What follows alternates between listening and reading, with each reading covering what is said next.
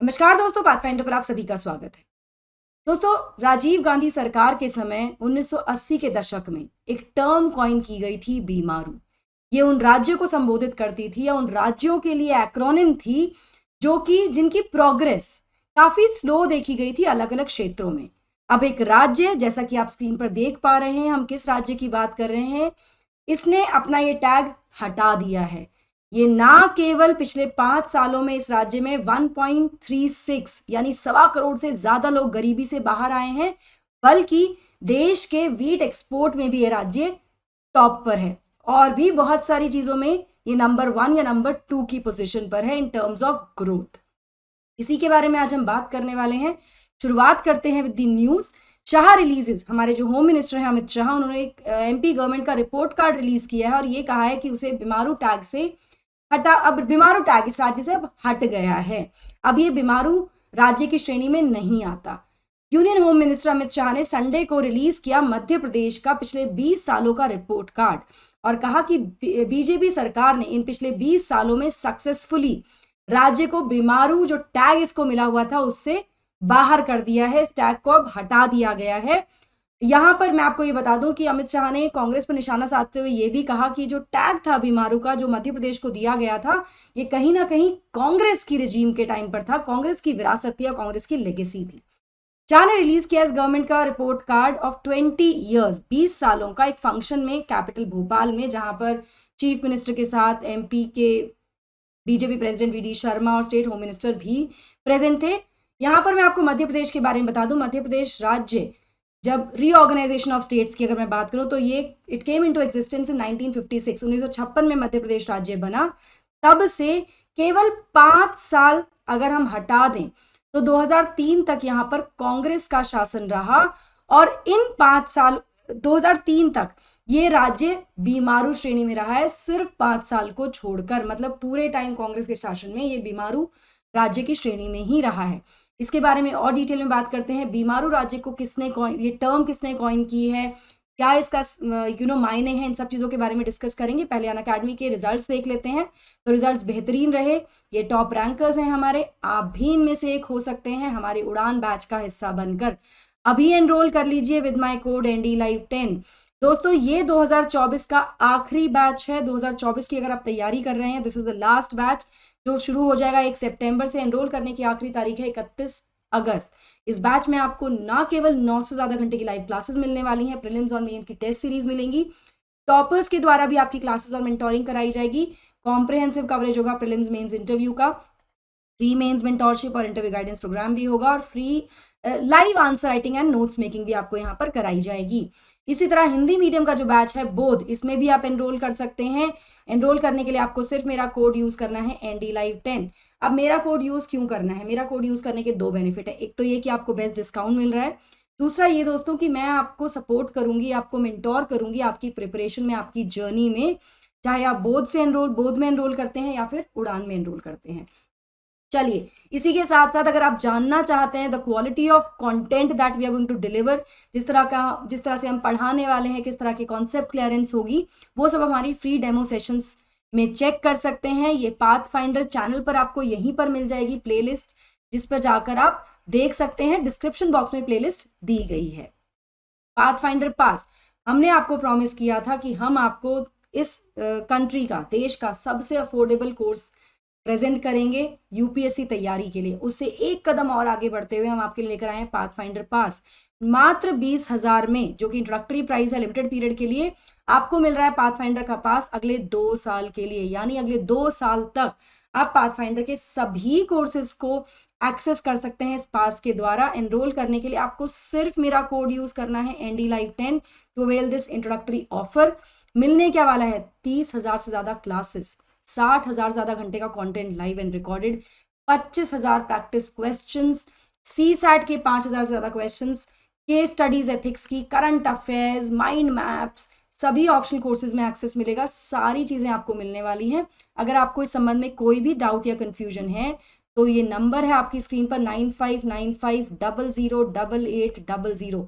इस नंबर पर आप कांटेक्ट कर सकते हैं, मेरा कोड बता सकते हैं और अपनी क्वेरी रिजॉल्व कर सकते हैं विद रिस्पेक्ट टू द पास और any other course on the platform. तो चलिए अब जानते हैं कि बीमारू स्टेट्स का मतलब क्या है और इस टर्म को कॉइन किसने किया था। तो ये टर्म कॉइन की गई थी लेट डेमोग्राफर आशीष बोस के द्वारा मिड 1980s में, 1980 के दशक में राजीव गांधी सरकार के समय, जब इन्होंने राजीव गांधी सरकार को या राजीव गांधी को एक पेपर प्रेजेंट किया था इस संबंध में। डेमोग्राफर क्या होता है? डेमोग्राफर वो व्यक्ति होता है जो पॉपुलेशन के बारे में पढ़ता है और उसमें होने वाले बदलावों को भी पढ़ता है। इस समय पर जो राज्य थे झारखंड, छत्तीसगढ़ और उत्तराखंड 1980s में, उत्तर प्रदेश से बाहर निकला उत्तराखंड 2000 में, और ये पेपर प्रेजेंट किया गया था 1980s में। राजस्थान, मध्य प्रदेश, छत्तीसगढ़, बिहार, झारखंड, तो ये राज्य थे बेसिकली, तो कंबाइंड राज्य थे उस समय, ठीक है। रीऑर्गेनाइजेशन नहीं हुआ था, राज्य अलग नहीं हुए थे, 2000 की बात नहीं कर रहे, 1980s की बात करें। तो इन राज्यों को देखा गया था एज बीमारू राज्य, यानी बिहार, मध्य प्रदेश, राजस्थान, उत्तर प्रदेश, इनको बीमारू राज्य का दर्जा दिया गया था। बीमारू का मतलब सिक होता है, बीमार होता है। बीमारू एक्रोनिम ऑफन यूटिलाइज किया जाता है टू रेफर बिहार, मध्य प्रदेश, राजस्थान और उत्तर प्रदेश, और ये बेसिकली सिग्निफाई करता था स्लोअर प्रोग्रेस, धीमी जो विकास की गति है उसको in terms of economic growth, चाहे आर्थिक ग्रोथ हो, हेल्थ केयर हो, एजुकेशन हो या बाकी जो इंडिकेटर्स हैं उसमें, इस समय इनको बीमारू की श्रेणी में रखा गया था, जिससे मध्य प्रदेश अब कहा जा सकता है कि पिछले 20 सालों में बीजेपी सरकार के द्वारा इसको बाहर निकाला गया है इस श्रेणी से, ऐसा इस रिपोर्ट में बताया गया है ना। पिछले 2 दशकों में बीजेपी सरकार ने बहुत सारे ग्राउंड लेवल पर या ग्रास रूट लेवल पर काम किए हैं, जो कि स्टेट की प्रोग्रेस और सेल्फ रिलायंस के लिए महत्वपूर्ण रहे हैं। अगर इनके कुछ हम इंडिकेटर्स देखें या कुछ इसमें एग्जाम्पल्स देखें, तो जैसे कि मध्य प्रदेश इस समय देश का लीडिंग कॉन्ट्रीब्यूटर है when it comes to wheat export. जब हम गेहूं के निर्यात की बात करते हैं तो मध्य प्रदेश टॉप करता है उसमें, और इसका 45% शेयर है हमारे निर्यात में, टोटल निर्यात में। इसी के अलावा अगर हम आयुष्मान कार्ड, जो कि भारत सरकार की हेल्थ स्कीम है, उसके डिस्ट्रीब्यूशन की बात करें तो यहाँ पर 3.62 करोड़ लोगों को आयुष्मान कार्ड डिस्ट्रीब्यूट किए गए हैं, और यहाँ पर भी ये टॉप पोजीशन पर है इस श्रेणी में। इसके अलावा quality of rural roads constructed की बात करें, अगर हम जो ग्रामीण सड़कों का जो कंस्ट्रक्शन हुआ अंडर द प्रधानमंत्री ग्राम सड़क योजना, मध्य प्रदेश अगेन सबसे पहले नंबर पर है। इसके बाद एग्रीकल्चर इंफ्रास्ट्रक्चर फंड स्कीम की हम बात करें तो मध्य प्रदेश ने सैंक्शन किए हैं केसेस वर्थ ₹4300 करोड़। अगेन ये टॉप स्पॉट पर है कंट्री में, नंबर 1 पर है यहाँ पर भी।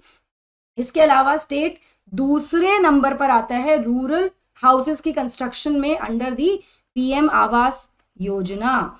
तो आप देख सकते हैं टॉप और टॉप सेकंड पोजीशन पर, टॉप 2 पोजीशंस पर देखा जा रहा है Madhya Pradesh in almost all the schemes, जिस वजह से कहा भी गया कि पिछले 20 सालों में जिस तरह से कार्य किए गए हैं उसकी वजह से ये बीमारू राज्य की श्रेणी से बाहर आ गया है।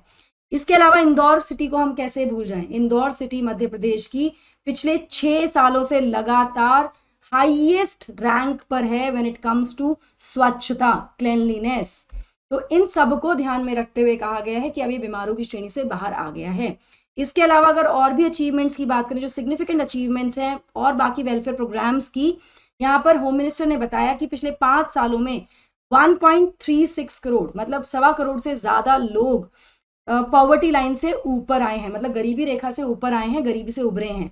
इसके अलावा अगर पर कैपिटा इनकम की बात करें राज्य की, तो वो भी जो कि 12,000 थी 2003 में, अब बढ़कर 1,40,000 तक हो गई है प्रेजेंट में। तो ये सारे इंडिकेटर्स हैं which show that the state has progressed a lot in a lot of sectors. यहाँ पर अमित शाह जी ने ये भी कहा कि कांग्रेस के दौरान चाहे वो रोडवेज हो, बाकी इंफ्रास्ट्रक्चर हो, हेल्थ हो, सब जगह पिछड़ रहा था राज्य, लेकिन अब पिछले 20 सालों से देखा जा रहा है, आंकड़े भी बता रहे हैं कि किस तरह से राज्य ने हर क्षेत्र में, हर सेक्टर में प्रोग्रेस किया है। अगर आप एमपी से हैं तो मुझे इसके बारे में जरूर कमेंट कीजिएगा।